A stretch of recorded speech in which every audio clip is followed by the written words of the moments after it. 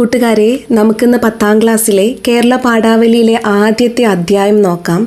ആദ്യത്തെ അധ്യായത്തിൻ്റെ പേര് ഭാഷ പൂത്തും സംസ്കാരം തളിർത്തും. എത്ര മനോഹരമായൊരു പേരാണ് നമ്മുടെ ആദ്യത്തെ അധ്യായത്തിന് ഇട്ടിരിക്കുന്നത്.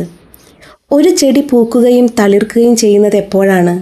അതിന് നന്നായി വെള്ളവും പരിചരണവും കിട്ടുമ്പോൾ അല്ലേ? അതുപോലെ നമ്മുടെ ഉള്ളിലെ ചിന്തകളും സംസ്കാരവും വളരണമെങ്കിൽ നമ്മുടെ മാതൃഭാഷയായ മലയാളം നല്ലതുപോലെ പൂത്തുലയണം. ഭാഷയാണ് ഒരു ജനതയുടെ സംസ്കാരത്തിൻ്റെ അടിത്തറ.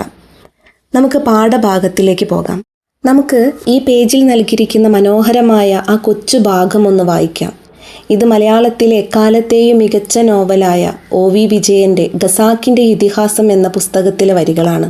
തസ്രാഖ് എന്ന ഗ്രാമത്തിൽ ഏക അധ്യാപക വിദ്യാലയം നടത്താൻ വരുന്ന രവി എന്ന മാഷും അവിടുത്തെ കുട്ടികളും തമ്മിലുള്ള ഒരു സംഭാഷണമാണിത്. നമുക്കൊന്ന് വായിക്കാം. ഇന്നൊരു കഥ പറയാം, അയാൾ പറഞ്ഞു. എന്ത് കഥയാ വേണ്ടത്? കുട്ടികൾ എല്ലാവരും ഒന്നിച്ച് സംസാരിക്കാൻ തുടങ്ങി. സാർ സാർ, സുറുമയിട്ട പെൺകുട്ടി കൈ ഉയർത്തി കാട്ടി. പറയൂ, രവി പറഞ്ഞു. സാർ, ആരും ചാകാത്ത കഥ. രവി ചിരിച്ചുപോയി. അവൾ തുടുത്തു. എന്താ പേര്? രവി ചോദിച്ചു. കുഞ്ഞാമിന. ശരി, രവി പറഞ്ഞു. രവി കഥ പറയാനൊരുങ്ങി. കണ്ടോ മക്കളെ, എത്ര ലളിതവും എന്നാൽ ചിന്തോദ്ദീപകവുമായ വരികളാണിത്.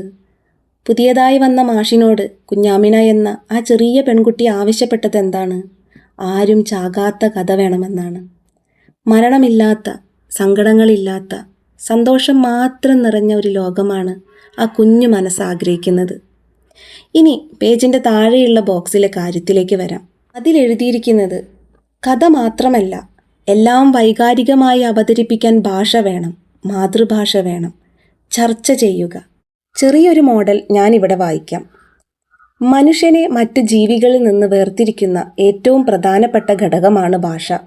ചിന്തകളെയും വികാരങ്ങളെയും കൈമാറാനുള്ള ഒരു ഉപകരണം മാത്രമല്ല ഭാഷ. അത് മനുഷ്യൻ്റെ സംസ്കാരത്തിൻ്റെയും നിലനിൽപ്പിൻ്റെയും അടയാളം കൂടിയാണ്. OV വിജയൻ്റെ ഖസാക്കിൻ്റെ ഇതിഹാസം എന്ന നോവലിൽ കുഞ്ഞാമിന എന്ന കൊച്ചു പെൺകുട്ടി ആരും ചാകാത്ത കഥ വേണമെന്ന് ആവശ്യപ്പെടുമ്പോൾ അവളുടെ ഉള്ളിലെ നിഷ്കളങ്കമായ ആഗ്രഹവും വൈകാരികതയുമാണ് അവിടെ പ്രകടമാകുന്നത്. കഥകൾ മാത്രമല്ല, മനുഷ്യൻ്റെ ഏത് സൂക്ഷ്മമായ വികാരങ്ങളെയും അതിൻ്റെ പൂർണ്ണതയിൽ ആവിഷ്കരിക്കാൻ മാതൃഭാഷയ്ക്ക് മാത്രമേ സാധിക്കൂ എന്ന വലിയൊരു സത്യം ഈ വരികൾ നമുക്ക് കാണിച്ചു തരുന്നു. ഒരു മനുഷ്യൻ ജനിച്ചു വീഴുന്നതു മുതൽ കേട്ടു തുടങ്ങുന്ന ഭാഷയാണ് മാതൃഭാഷ. അതുകൊണ്ട് തന്നെ അവൻ്റെ ചിന്തകളും സ്വപ്നങ്ങളും രൂപപ്പെടുന്നത് ആ ഭാഷയിലാണ്. നമുക്ക് വലിയൊരു സന്തോഷം വരുമ്പോഴും അപ്രതീക്ഷിതമായ ഒരു സങ്കടമുണ്ടാകുമ്പോഴും പേടി തോന്നുമ്പോഴും നമ്മുടെ നാവിൽ ആദ്യം ഓടിയെത്തുന്നത് മാതൃഭാഷയിലെ വാക്കുകളായിരിക്കും. എത്രയൊക്കെ അന്യഭാഷകൾ നമ്മൾ പഠിച്ചാലും ഉള്ളിൻ്റെ ഉള്ളിലെ യഥാർത്ഥ വികാരങ്ങളെ മറ്റൊരാളിലേക്ക് പകർന്നു നൽകാൻ മാതൃഭാഷയോളം മികച്ച മറ്റൊന്നില്ല. നമ്മൾ സ്വപ്നം കാണുന്നത് ഏത് ഭാഷയിലാണ്? തീർച്ചയായും നമ്മുടെ മാതൃഭാഷയിലാണ്. കാരണം ബുദ്ധിപരമായ ചിന്തകളേക്കാൾ ഉപരിയായി മനുഷ്യൻ്റെ ഹൃദയത്തോട് ചേർന്ന് നിൽക്കുന്നത് മാതൃഭാഷയാണ്. അന്യഭാഷകളിൽ സംസാരിക്കുമ്പോൾ നമ്മൾ ആദ്യം ചിന്തിക്കുകയും പിന്നീട് അത് പരിഭാഷപ്പെടുത്തുകയുമാണ് ചെയ്യുന്നത്. എന്നാൽ മാതൃഭാഷയിൽ സംസാരിക്കുമ്പോൾ വികാരങ്ങളും വാക്കുകളും ഒരേ സമയം ഹൃദയത്തിൽ നിന്ന് നേരിട്ട് പുറത്തേക്ക് വരുന്നു. അതുകൊണ്ടാണ് വൈകാരികമായ ആശയവിനിമയത്തിന് മാതൃഭാഷ വേണമെന്ന് പറയുന്നത്. ഒരു ജനതയുടെ ചരിത്രവും സംസ്കാരവും നിലനിൽക്കുന്നത് അവരുടെ ഭാഷയിലാണ്.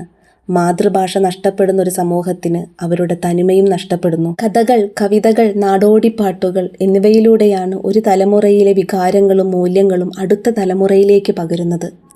മാതൃഭാഷയിലൂടെ മാത്രമേ ഒരു കുട്ടിക്ക് തൻ്റെ ചുറ്റുപാടുകളെയും സമൂഹത്തെയും വൈകാരികമായി മനസ്സിലാക്കാൻ സാധിക്കൂ. പഞ്ചവർണ്ണക്കിളി പെൺകിടാവേ തെളിഞ്ഞെഞ്ച്. മഹാകവി തുഞ്ചത്ത് രാമാനുജൻ എഴുത്തച്ഛൻ്റെ ശ്രീ മഹാഭാരതം കിളിപ്പാട്ടിലെ ദ്രോണപർവത്തിൽ നിന്നുള്ള ഒരു ഭാഗമാണ് കഥകളതിമോഹനം. ഈ പാഠഭാഗം അടുത്ത ക്ലാസ്സിൽ നമുക്ക് വിശദമായിട്ട് ചർച്ച ചെയ്യാം.